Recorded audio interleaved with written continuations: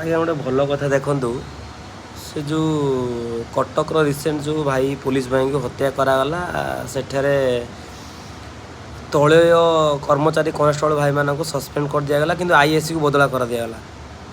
ଏଇଟା କେଉଁ ରୁଲ୍ର ଲେଖା ହେଇଛି ଯେ ଗୋଟେ କନେଷ୍ଟବଳର ଭୁଲ ଥିଲା ଆଇଏସିର ସବୁ ଠିକ୍ ଥିଲା ସେ ଆଇଏସିକୁ ବଦଳି କରିଦିଆଗଲା ଅଥଚ ତଳ କର୍ମଚାରୀଙ୍କୁ ଦଣ୍ଡ ଦିଆଗଲା କେଉଁଥିପାଇଁ? ସେ କନେଷ୍ଟବଳ ଭାଇଙ୍କୁ ପଠାଇଥିଲା କିଏ? ସେ କ୍ଷେତ୍ରପୁରରେ ସେ ପହଞ୍ଚିଲେ କାହା କଥାରେ ପଡ଼ି ଯାଇଥିଲେ ସେମାନେ? ଆଇଆଇସି ପଠାଇଥିବ। ଆଇଆଇସି ଯେତେବେଳେ ପଠାଇଲା ତାଙ୍କୁ ତ ଆଇଆଇସି କହିଥିବ ଆଗେ ମାନେ ଯେଉଁ ଆମର ଆଇନ ଶୃଙ୍ଖଳାକୁ ଯେଉଁ ସେମାନେ ଜୋର ଜବରଦସ୍ତ ଗୋଟେ ଲୋକକୁ ପିଟିକି ମାରିଲେ ସେଠି ଏମାନେ ଥିଲେ, ଏମାନେ ତ ସେଠି ଅଟକି ପାରିଥାନ୍ତେ, ସେଠି ଆଇଆଇସି ଫୋନ୍ କରି କହିପାରିଥାନ୍ତେ ଯେ ସାର୍ ଏଇ ଜିନିଷ ଏହା ହେଉଛି ଆଉ ଆପଣ ଆସିକି ଆଉ ଅଲଗା ଫୋର୍ସ ପଠାନ୍ତୁ, ଅତିରିକ୍ତ ମାରାତ୍ମକ ହେଲାଣି ସିଚୁଏସନ୍, ତେଣୁ ଆମେ କଣ୍ଟ୍ରୋଲ୍ କରିପାରୁନୁ, ଆମ କଣ୍ଟ୍ରୋଲ୍ ବାହାରେ, ଆପଣ ଫୋର୍ସ ପଠାନ୍ତୁ କହିଥିବେ ନିଶ୍ଚିତ। କିନ୍ତୁ ଏଠି ପଇସା ଦେଇକି ରାଜନେତାମାନଙ୍କ ହାତରେ ପଡ଼ିଛି ଆଇଆଇସି, ତେଣୁ ଆଇଆଇସିକୁ ବଦଳି କରିଦିଆଗଲା, ପ୍ରେସର ପଡ଼ିଲା, ତେଣୁ ଆଇଆଇସି ସସ୍ପେଣ୍ଡ କଲେ ତାଙ୍କ କଥାରେ ଆଇଆଇସି ଆଉ ଚାଲିପାରିବ ନାହିଁ, ତାଙ୍କ କଥାରେ ଆଇଆଇସି ଆଉ କାବୁ ହୋଇପାରିବ ନାହିଁ, ତେଣୁ ଆଇଆଇସି ସସ୍ପେଣ୍ଡ ଟ୍ରାନ୍ସଫର କରିଦେଲେ।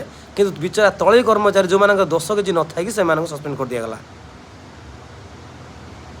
କେଉଁ ସମ୍ବିଧାନ କାହିଁକି ଲେଖା ହେଇଛି ଯେ ତଳୀୟ କର୍ମଚାରୀମାନଙ୍କୁ ଦଣ୍ଡ ଦେବା କିନ୍ତୁ ଉପର କର୍ମଚାରୀମାନଙ୍କୁ ଟ୍ରାନ୍ସଫର କରିକି ସେ ଜାଗାରୁ ଅଲଗା ବାହାରକୁ ନେଇଯିବା? ଏକ କଥା। ଦ୍ୱିତୀୟ କଥା ଯେ ଠିକ୍ ଅଛି ଆପଣ ଗୋଟେ ଲୋକକୁ ଚୋରି କେସ୍ ଧରନ୍ତୁ କିମ୍ବା କୌଣସି ଭୁଲ ବଶ ତାକୁ ସସ୍ପେଣ୍ଡ କରନ୍ତୁ, କଲେ ଠିକ୍ ଅଛି କରିଦିଅନ୍ତୁ, ତ ସେ ଭୁଲ କଲା ଦଣ୍ଡ ପାଇଲା, ତାପରେ ସସ୍ପେଣ୍ଡ ହୋଇସାରିଲା ପରେ ସେ କୋର୍ଟର ଲଢ଼ିକି 1 ମାସ କି 1.5 ମାସ କି 2 ମାସ କି 6 ମାସ ପରେ ସେ ପୁଣି ରିଜଏନିଂ ପଡ଼ୁଛି ସେଇ ପୋଷ୍ଟର।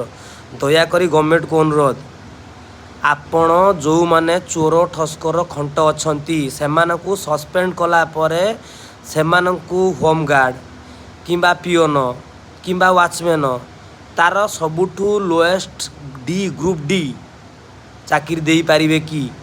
ଯଦି ଆପଣ ପ୍ରକୃତର ଜନସାଧାରଣଙ୍କ ହିତ ଚାହୁଁଥାନ୍ତି ତେଣୁ ଆପଣ ସେଇ ଜିନିଷଟା କଲେ, ଯେଉଁ କର୍ମଚାରୀଟି ଭୁଲ କଲା କି ଲାଞ୍ଚ ନେଲା ଦ୍ୱିତୀୟ ଥର ପାଇଁ ସେ ଭୁଲ ସେ କରିବ ନାହିଁ। ଆଉ ଯେତେବେଳେ ସେ ତଳ କର୍ମଚାରୀର ଏମ୍ପ୍ଲୟି ଗୋଟେ ହେଇସାରିବ ତା ଜୁନିୟରମାନଙ୍କୁ ସେ ସାଲ୍ୟୁଟ୍ ମାରିବ, ସେତେବେଳେ ତା ଇଜ୍ଜତ ଚାକିରିର ମହତ୍ତ୍ୱଟା କ'ଣ ସେ ଲୋକ ଠିକ୍ ଜାଣିପାରିବ। ଆଉ ଚାକିରିଟା କରିବା କେତେ କଷ୍ଟ, ଆଉ ଏମାନେ ଲାଞ୍ଚ ନେଇକି ଯେଉଁ ଲୋକମାନଙ୍କୁ ହଇରାଣ କରୁଛନ୍ତି, ଯେଉଁମାନେ ଭୁଲ ଜିନିଷଟାକୁ ସତରେ ପ୍ରମାଣ କରୁଛନ୍ତି ସେଇମାନଙ୍କୁ ଟିକେ ସତେଜ ଦେବା ଦରକାର।